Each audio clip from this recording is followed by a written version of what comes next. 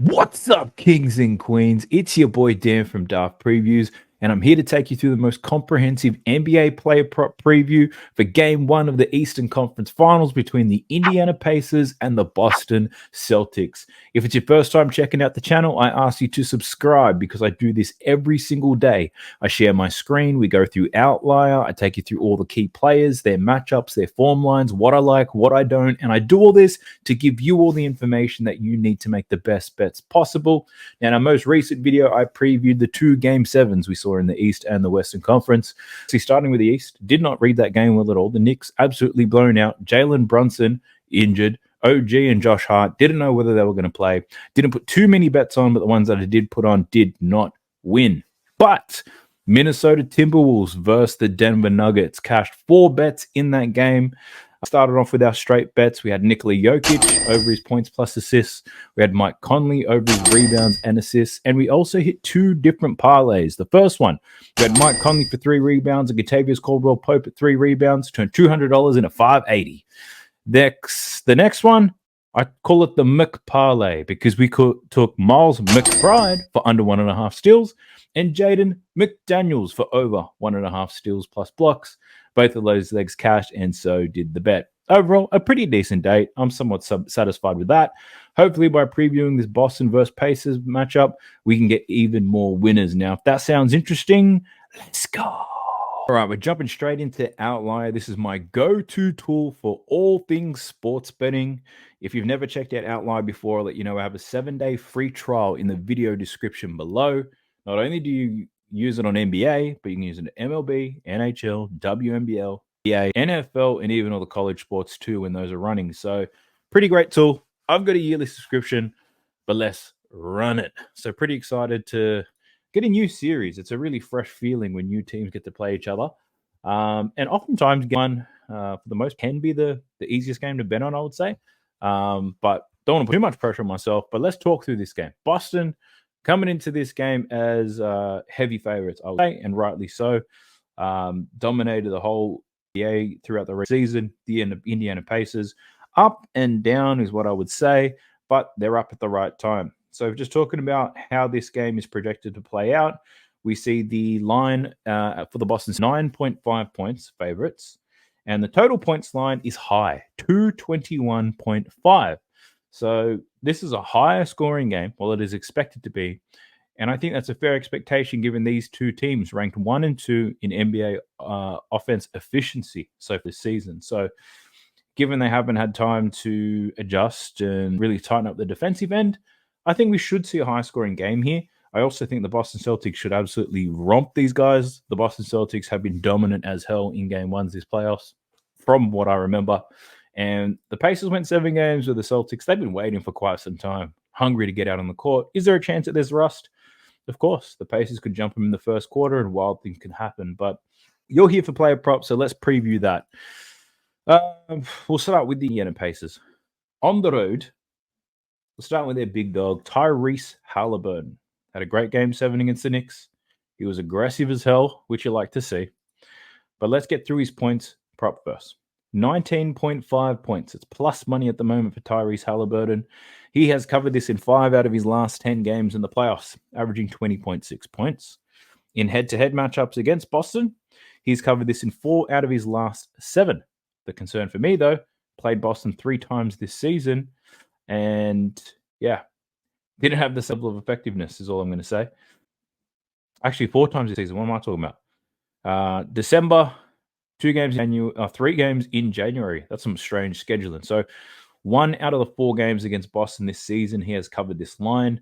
If we look at the seasonal data, the Boston Celtics, not the best at defending point guards. Bottom 10 into points allowed to point guards so far this season. Saw a lot of point guards beat up on them. Now, for Tyrese Halliburton, what's my initial lean on the points prop here? My initial lean here is the under 19.5 points.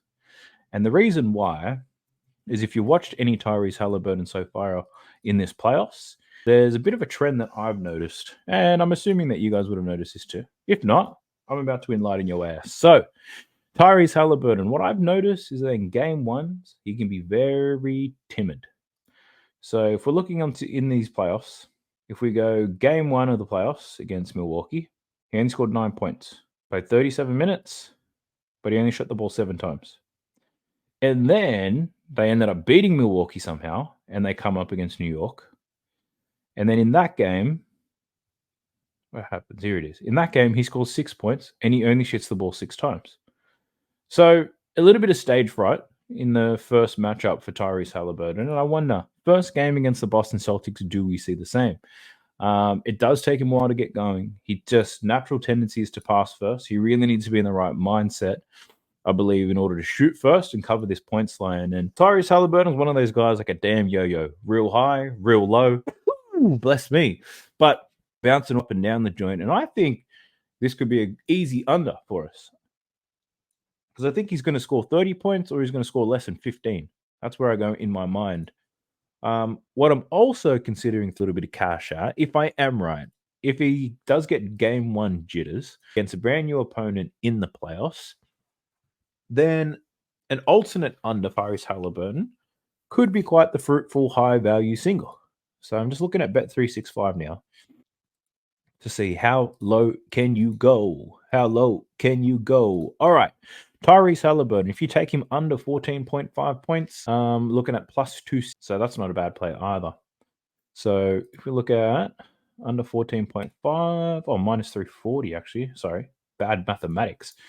So that is a high value single that I am considering. Now, this game doesn't start for another 2 days from the time that I record this, but if we get in early before this line moves, we could be on the money today. So Tyrese Halliburton points, I am leaning to the under, and I'm not going to fuck around and waste too much time. So let's go. Assists, 8.5. He's covered this in 3 out of his last 10 games, averaging 6.9 assists.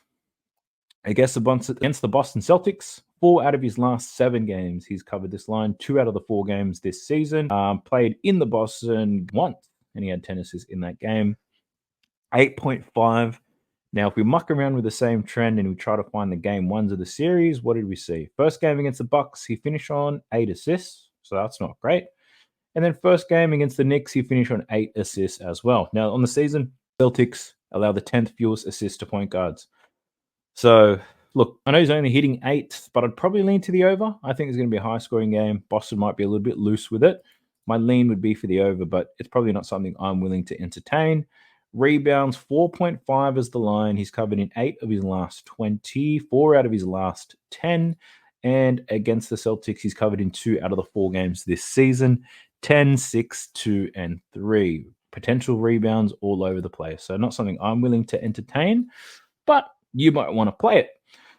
Next up, Pascal Siakam. So he's quite strong towards the back end of that series against the Knicks. Let's check to see how he's performed against the against the Celtics. My gut's telling me here. But points, his line is at 20.5. He's covered this in 3 out of his last 10 games, averaging 18.4 points. Now, up against the Boston Celtics, he's played them once since he joined the Indiana Pacers. He did score 23 points in that game in 31 minutes, 9 for 16 from the field. 100% from the free throw line and the 3-point line. So his shot percentage was quite high in this game. He probably regress a little bit, which puts him around 20 points. And that's exactly where this line is. It does feel quite sharp to me. But looking back, I know he opened the Bucks series scoring quite well. On the season, though, the Celtics, second fewest points to power forwards on the season.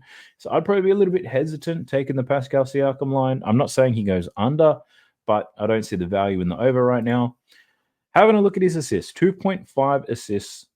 He's covered this in 5 out of his last 10. In that only game against Boston, he did finish on 0. So at a line at 2.5, I probably have to lean to the over because it's so low, but it's at -148. So, and it's not a play that I'd take on fantasy apps either. I'm not super confident in it. Rebounds, 7.5 for Pascal, 3 out of his last 10, averaging 6.5 boards. The Celtics, in the half of teams in rebounds allowed to power forwards. In his only game against Boston since joining Indiana, 6 rebounds for Pascal Siakam, 12 rebound chances. 12 rebound chances isn't so bad. Over his last 10, he's averaging 12.4 rebound chances. So based off those averages, you're probably leaning to the under here, but this is the playoffs after all. But yeah, for Pascal, I to the under on his boards out of my best Pascal pick. Speaking of under on boards, Miles Turner. Had a strong lean for him to go under his boards in that game 7. I didn't bet it, but he only had 5 boards. Would have been easy money. Points for Miles Turner, though, 15.5. Now, he's covered this in 6 out of his last 10 games.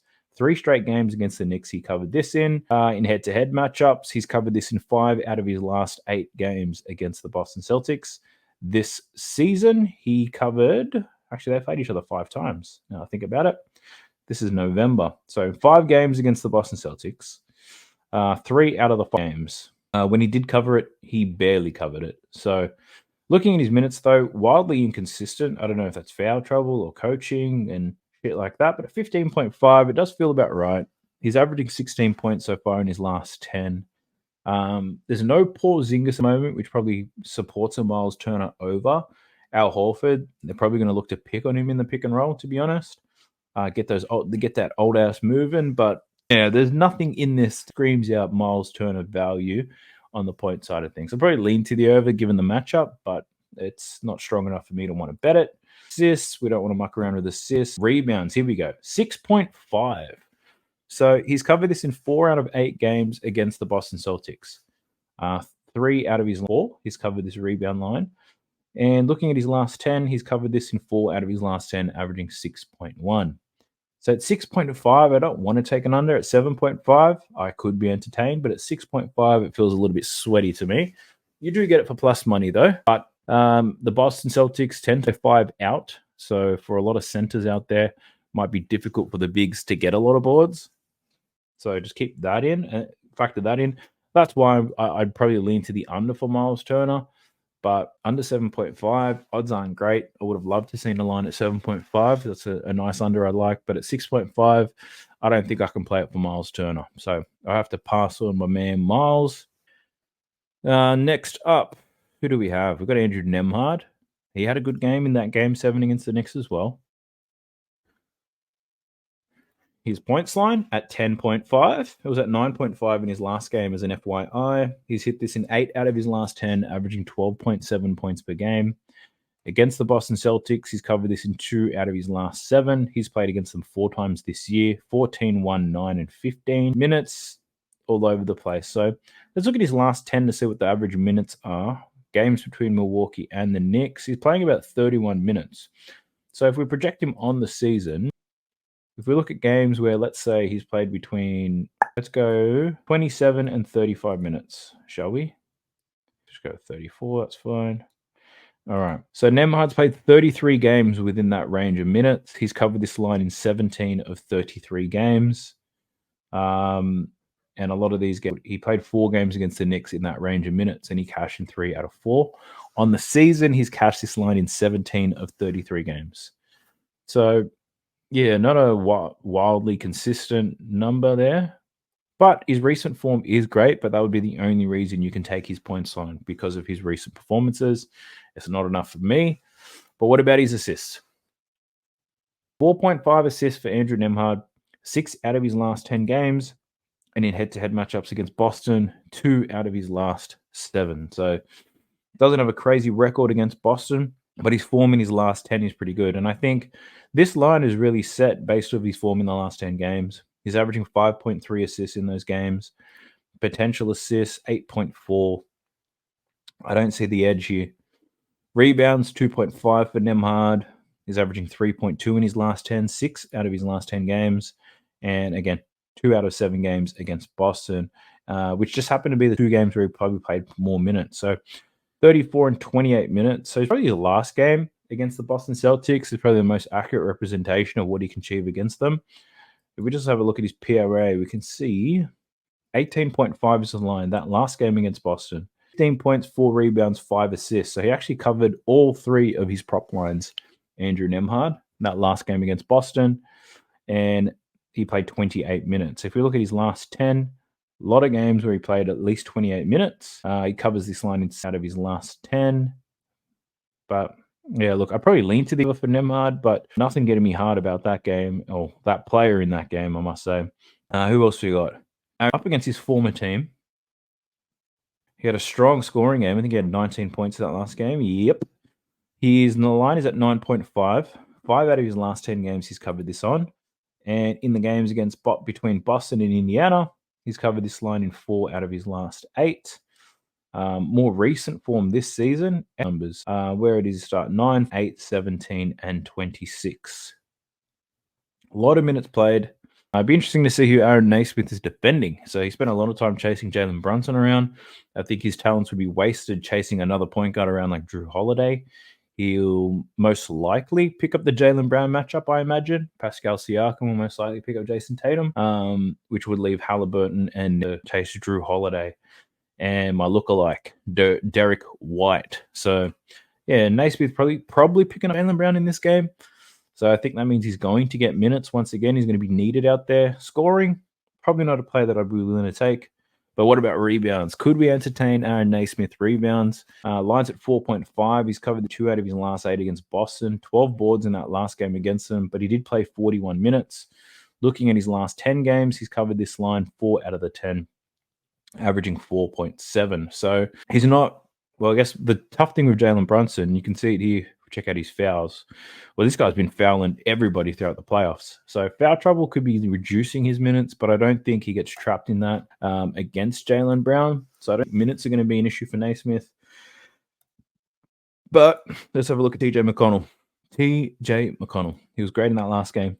9.5 points for TJ. He's covered this in 6 out of his last 10 games, averaging 11.7 points. In head-to-head matchups against Boston this season, he's covered this game in this line in 2 out of 4 games, 18, 2, 6, and 12. The games where he didn't cover this line very well is when he had reduced minutes. So I actually wouldn't even worry those. If we look at his last games, he's seeing about 20 minutes a night on average.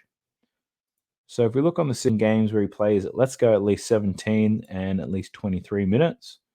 Maybe we can get a good range of how this guy produces in that time.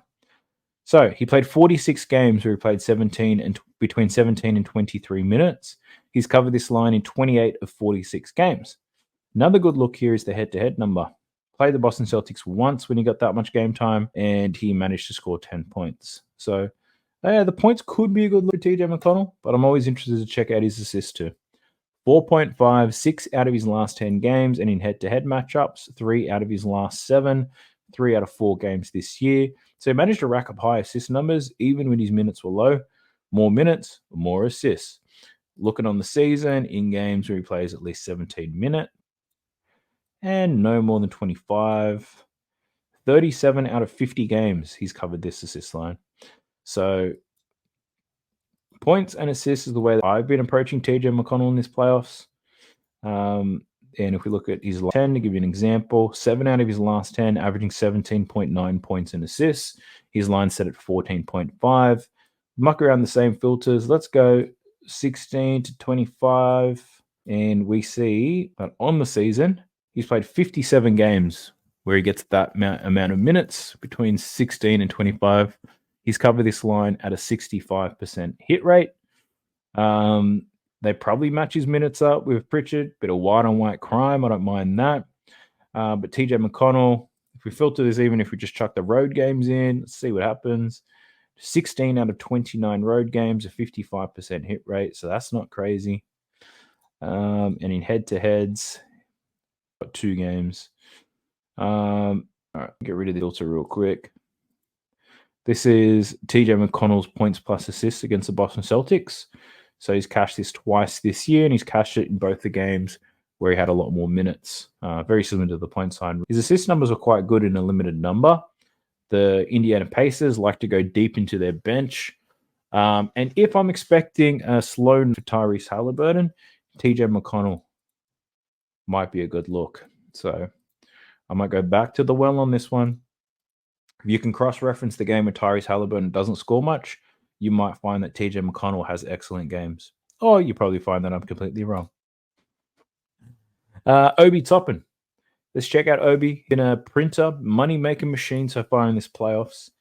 At the start of every new series, I think, he can't keep it up, and then he managed to do so. In the Knicks series, he finally had some slow games, 3 slow games out of the 7. But let's talk about it. His points line, 7.5 points for Obi Toppin, averaging 11.5 in his last 10. Check this out. Head-to-head matchups against Boston since he joined the Pacers. He's played them 5 times. He's averaging 11.4 minutes per game.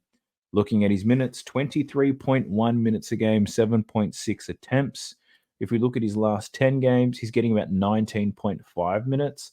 So slightly less than what he's gotten against the Boston Celtics in the past. But shit, with a graph this green, how do you say no? I understand that it's the playoffs, but Obi Toppin's got length enough that the Boston Celtics just don't have.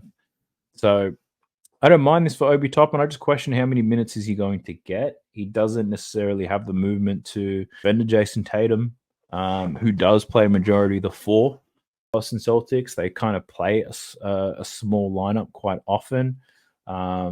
They play it all the time, actually. Now think about it. You rarely see Horford and Cornette out there at the same time. So a lot of the time it's a Jason Tatum playing at the 4. And I just wonder how much time is Obi Toppin going to get. So the hit rate on this play is a great one. So it's one for me to investigate a little bit further. But that's my only question. Pacers not afraid of going to their bench, but he's probably not able to defend Tatum, but he'll probably defend a smaller player, to be honest. I can't see him defending a 5, that's for sure. And looking at his rebounds, 3.5. He's cashed this in only 1 of 5 games against the Boston Celtics. So that's not great. 3 rebounds per game. And if you look at his last 10, he's averaging 3.9, but very inconsistent. The minutes are low, rebound chances. It just comes down to, are there a lot of missed shots in that small period of time that Obi Toppin's on the court? But the points, when it's all green, you have to look at it. You know what I'm saying? We then have Ben Shepherd. I spoke about his PRA in the last game and how great the hit rate is. It's not something that I took, but I wish I did. So check this out. His PRA is always at 7.5. He finished on 12 PRA in that blowout win against the Knicks. He's cashed his PRA in 9 out of his last 10. Played the Boston Celtics 3 times in his short career. He's cashed this in 1 of 3 games. So if you love previous numbers, you're going to love Ben Shepherd PRA. I, for one, I am not going to fall victim to that, regardless of how many times that it hits, but it is something that I wanted to show you. Next up, we're going to go through the Boston Celtics. We'll start with Jason Tatum. Pumping the brakes real quick to remind y'all, if you're interested in getting every single pick that I land on, NBA, WNBA, even MLB, the best place to get it all is on Winnable. Now, there's 2 different things you can sign up for on Winnable. One is my free plays. My free plays cover about 90% of the bets that I'm putting down at the moment. There is a small portion of my bets which are designed just to go out to the VIP members, and that's because I'm using a very expensive AI modeling tool to find those bets. The win rate has been pretty good on those, but look, no pressure. But the best way to get most of my bets, just go to Winnable. The link's in the video description below. I'll post everything that you need to know there. You can sign up. It's completely free, and you get notified whenever I place the bet. But other than that, let's get back to the preview. Let's go. All right, Jason Tatum. Let's pick it up where we left off. So Tatum, one of the players I hate betting on, but the playoffs, baby. We've got limited chances here. Now, throughout the regular season, if Jason Tatum was versing the Indiana Pacers, I'd take the over every single time. And why is that? Throughout the season, the Indiana Pacers struggle to defend power forwards, and they don't defend players attacking the rim very well.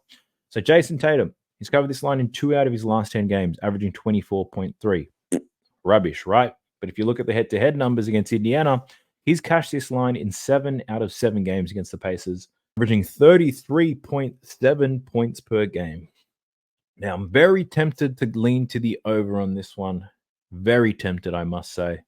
But the Pacers throughout this playoffs, they improved a little bit, is what I would say. So that's one reservation I have. This is not the regular season where I would normally hammer the numbers on Jason Tatum, but on the season, it's a little bit different. So the Pacers, even though they have improved, they are still giving up quite a few points near the basket. In the free throw area, they actually get the most points in this playoffs, I believe. But Jason Tatum, not the biggest exponent in that area. I think that's more Jaylen Brown's thing. So I'd be very interested to see what Brown's line's at. It's probably at about 24.5 if I was going to guess. And that's probably one that I'd be leaning more to. Tatum's shooting from 3, or he's taking terrible mid-ranges, or he's getting to the rack. And I think he's got the capability to score a lot of points in this game.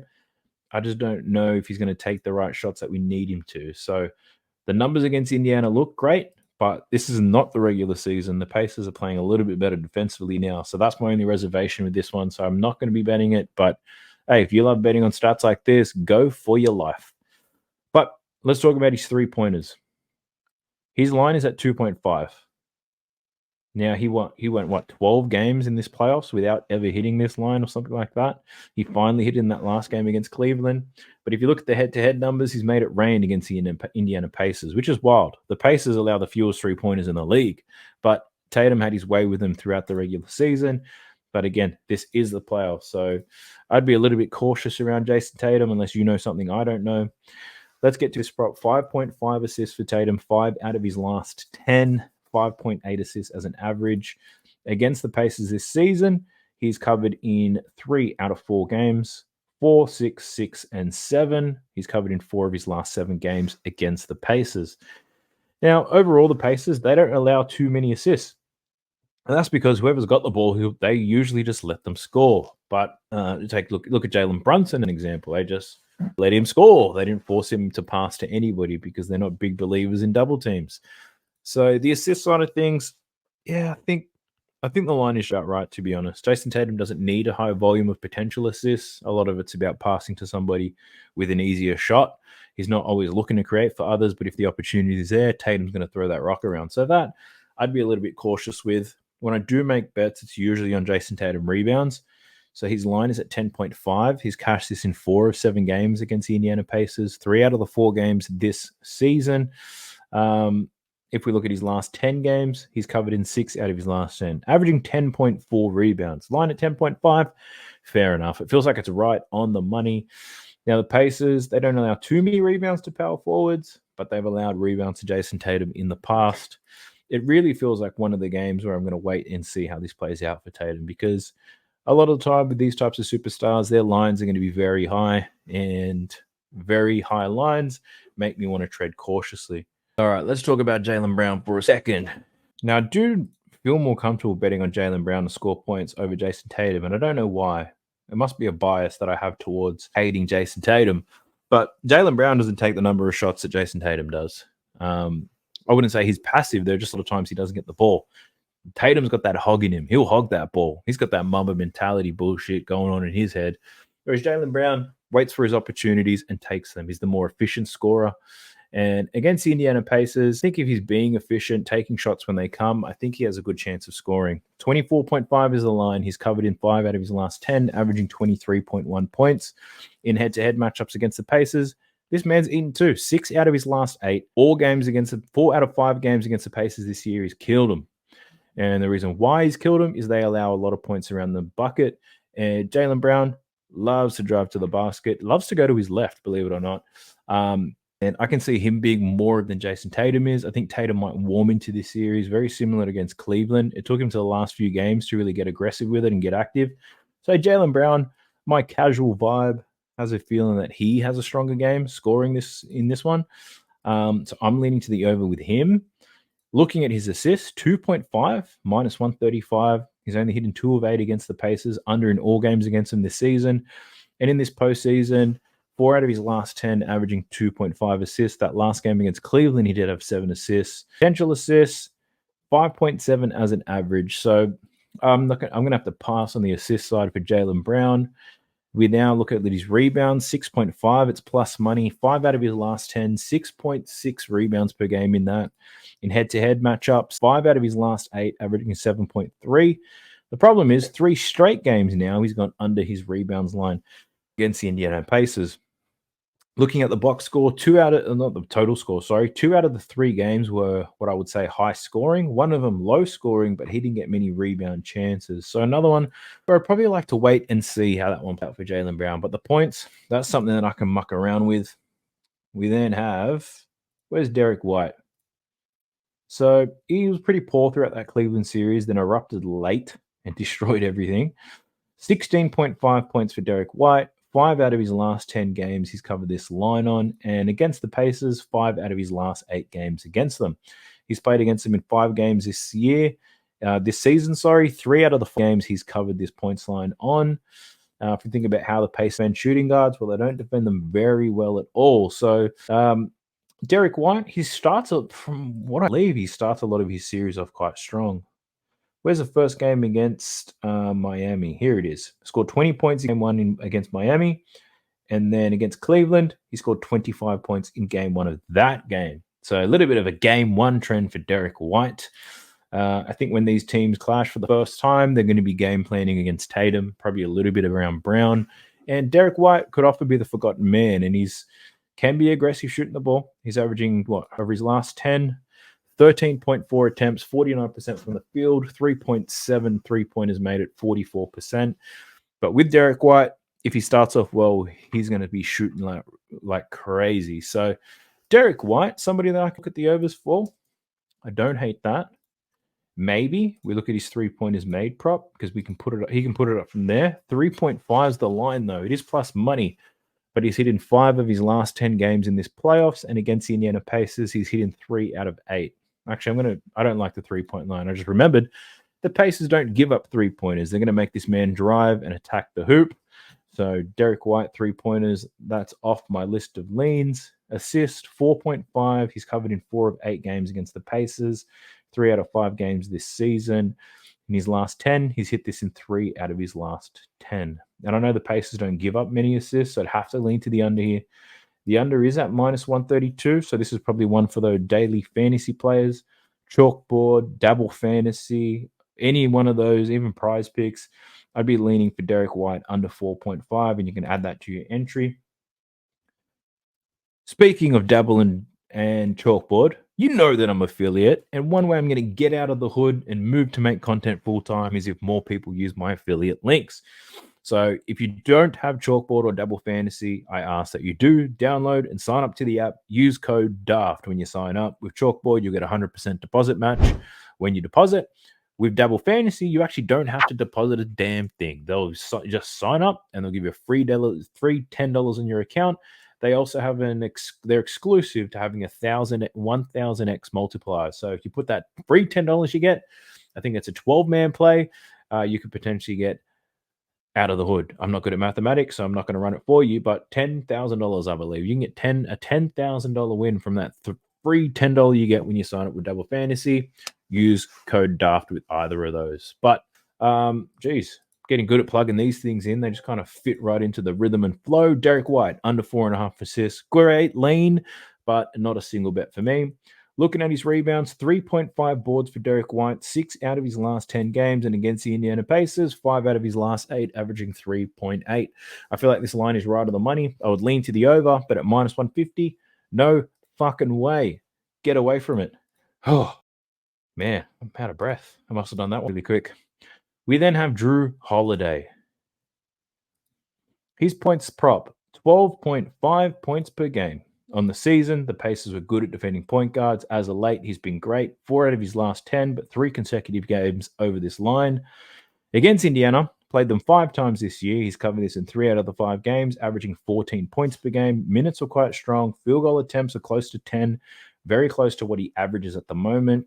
I don't necessarily have a lean on Drew Holiday here. I like Jaylen Brown and Derek White to score a little bit better than Drew. Sorry about it. Looking at his assists, 4.5, 2 out of his last 5 games against the Pacers, averaging 4.4 in his last 10, 5 out of his last 10, averaging 4.1. So if you're looking at the numbers, this line is right on the money. That's exactly where it needs to be. I'd probably lean to the under. The Pacers didn't give up many assists to point guards all year. They gave up the least amount of assists to point guards on the season. And throughout this postseason, I'd say the Indiana Pacers have improved a little bit. If you watch the post game after Game 7, Rick Carlisle and Miles Turner both said very similar things. We can't just rely on our offense. We knew in the playoffs we had to get better defensively. We had to go from 30th to at least middle of the pack. We were happy with being average, but that's a big improvement. From the worst to average, it's pretty good. So they've improved on the regular season defensively, and that might lead to slightly more assists for Drew Holiday. The under is at minus 112. I'm not going to play it, but that's the way that I'm leaning for Drew. Looking at his rebounds, 5.5 boards for Drew Holiday. He covered in 4 out of 5 games against the Pacers, averaging 6 rebounds a game, right on the money. In his last 10, he's hit this in 6 of his last 10 games. So, look, the hit rate is pretty good on this, to be honest. 4 out of 5 games against the Pacers, he's got the rebounds. Why the hell not? I probably lean to the over, but I need more reasons than just that to take a bet. So I'm not going to take Drew Holiday for Newton. I'm leaning to the under in his assists, leaning to the over in his boards, but not something I'm willing to entertain. We then have old man Al Horford, who was excellent in that last game against the Miami Heat. 9.5 points is his line. He had 22, against Cleveland. He had 22 against the Cleveland Cavaliers to close the doors on them. He's hit in 3 out of his last 10 and in head-to-head matchups. He's covered this in his last 2 games against the Pacers, but prior to that, 5 straight games going under. What I'd be interested to know is what about his games without Kristaps? He's played 4 games against the Pacers without Kristaps Porzingis, and he's under in all 4 of them. So that's not promising. 9.5. Yeah, look, I probably have to the end of that. It seems a bit high, to be honest. Check out his last 10. Yeah, he's only covered in 3 of his last 10. This 22, massive outlier. What are the chances he does that back-to-back? But prior to that, he covered it once against Miami, once against Cleveland. The Pacers not necessarily leaking points at the center. So Isaiah Hartenstein went under his points line in 5 out of the 7 games. I know that for sure. So, yeah, probably lean to the under here for Al Horford. 9.5. Sweaty bet, but I think it's a bit too high. Are we seeing an overreaction here? Because, yeah, Al Horford's not going to drive to the basket. So he's got a lot of his points from spot-up shooting. So, yeah, probably lean to the under there for old man Al. Look at his assists. 2.5 for Al Horford. For his last 10. 2.5, not something you want to fuck around with. 3.7 potential assists. I'm passing on that. Rebounds, we're seeing him for 7.5 boards, 4 out of his last 10 games, averaging 7.3. Had 15 rebounds against Cleveland in that last game. Head-to-head, he's gone under in 6 out of 7 games against the Indiana Pacers. So I think what a popular play was in this playoffs was the PRA under, right? It's at 19.5 again. I think there might be some value to go back to this. He's gone under in 5 out of his last 7 against Indiana. And if we look at his last 10 games, he's gone under in 9 out of his last 10. So that last game against Cleveland, massive outlier, 22, 15, and 5. Shit, are we willing to go back? I reckon we'll go back to the under 19.5 at plus money. Up against the Indiana Pacers. They're not the juggernaut defensive team that Cleveland and probably Miami are.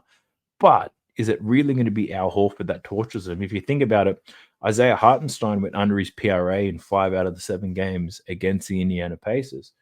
Now, Isaiah Hartenstein's PRA is higher than Al Horford's, I'll tell you that. You're looking at about 8.5 points, 11.5 rebounds, and about 3.5 or 4.5 assists. So his PRA is about 23 to 25, and he was barely scraping 20 in 5 of those games. So Al Horford, I know he's at home, but shit, I might take that. The read's looking good to me. Who else have we got? Oh, we got these white dudes off the bench. I love these guys. Let's start with Peyton Pritchard. Got a lean for TJ McConnell. Can we find a lead for Peyton Pritchard? He's part of the rotation, that's for sure. His points line is at 9.5. He's covered this in 4 of his last 10 games, 7.8 as an average. Against Indiana, he's covered in only 2 out of his last 6. Now, I think part of the challenge that Peyton Pritchard's going to have is where he scores the majority of his points is where the Indiana Pacers are best at defending. The Indiana Pacers, they're good at defending 3-point shooting, and they're good at defending point guards. Peyton Pritchard is a 3-point shooting point guard off the bench. So I'd be a little bit hesitant to take the points for that reason. Assists, though, 2.5, 6 out of his last 10, but he has covered this in 4 out of his last 6 against the Pacers. Minutes aren't necessarily high. He'll be playing against the second unit. I think the assists could be a good look for Peyton Pritchard because another trend that tends to happen in these playoffs, Boston eat people alive in the first game. And in that first game, we usually find people like Peyton Pritchard, Sam Hauser, they get a bit more of a run. So, yeah, the assists, I'll take a closer look at that, so I don't mind it. Rebounds are also at 2.5 for Peyton Pritchard. He's averaged 2.5 in his last 10. And in head-to-head matchups, 4 of his last 6 games against Indiana, he's covered this rebound line. So Peyton Pritchard, most likely going to be defending the least threatening player on the court, I would assume. I'd lean to the over on this. His rebounds plus assists is at 5.5. He's hit this in 5 of 6 games against Indiana, so that's not so bad. And in his last 10, he's hit this in 5 out of the last 10. I just don't know if I can put enough stock into these numbers.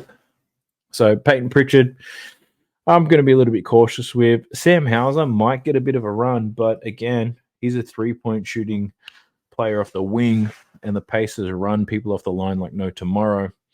So let's look at his points line. It is at 4.5, which is not a bad number. 6 out of his 10. He's covered this in 7 straight games against the Indiana Pacers. So we see some more greens. How about that? In those games, an average of 19.4 minutes. In his last 10 games, he's only playing 14.6. So his minutes are down. He did get more runtime against Miami. Didn't see too much game time against Cleveland. Sam Hauser to make 4.5 points.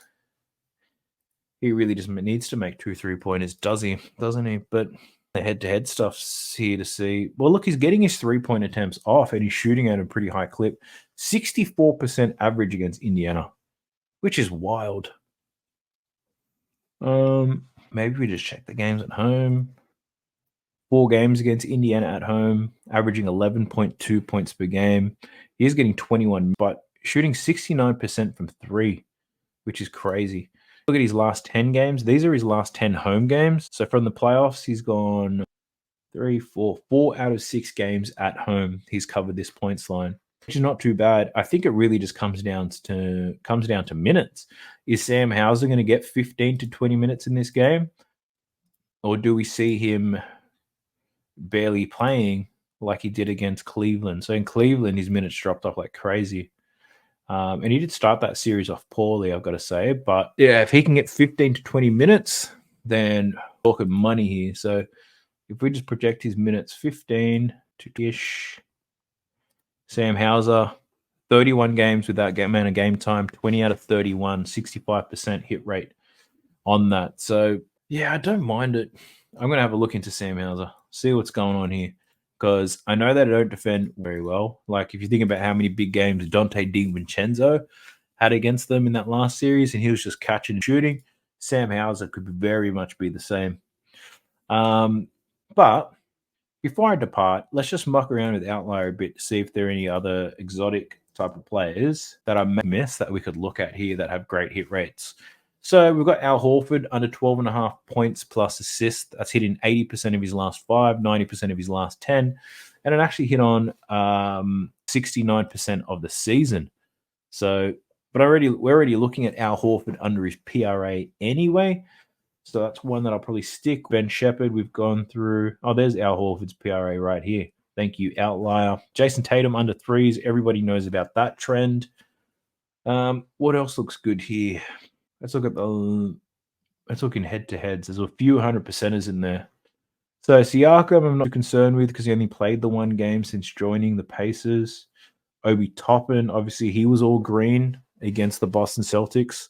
Sam Hauser, all green against the Indiana Pacers. So they're the 2 players who have a great hit rate against this opposition, but it is the playoffs after all. I think I have them both on my leans list anyway, so I'm not missing out on too much there. Drew Holiday over 2.5 points. He cashed that in all games against Indiana. Yeah, but barely. So I'm not interested in dancing with that. Look, we've still got some time. This game's not being played tomorrow. It's 2 days later, so there's a lot more time for you guys to do some research and for me to do some research. So one thing I can assure you of is that I will be diving into this game heavily over tonight and tomorrow to get the best bets possible. Once I do make a decision on a bet, the best place to find it is on Winnable. At least I can update it and notify you all. By the time this video is uploaded, I'll put a pinned comment of what all the leans are so you can do your own research on them if you're interested. And if I do have any bets or parlays that I come up with by the time this video is done, I'll be sure to add that to the comment section. But the best place to find everything I bet on is on Winnable, completely free to you from me. But other than that, if you made it this far, I do appreciate you. Like, comment, and subscribe. Help your boy get out of the hood. Now let's go. Sub to the channel cause your boy's getting busy. Coming to your line from the west side of Sydney. We've got the free picks and the juice on the daily. It's all free, you don't even have to pay me.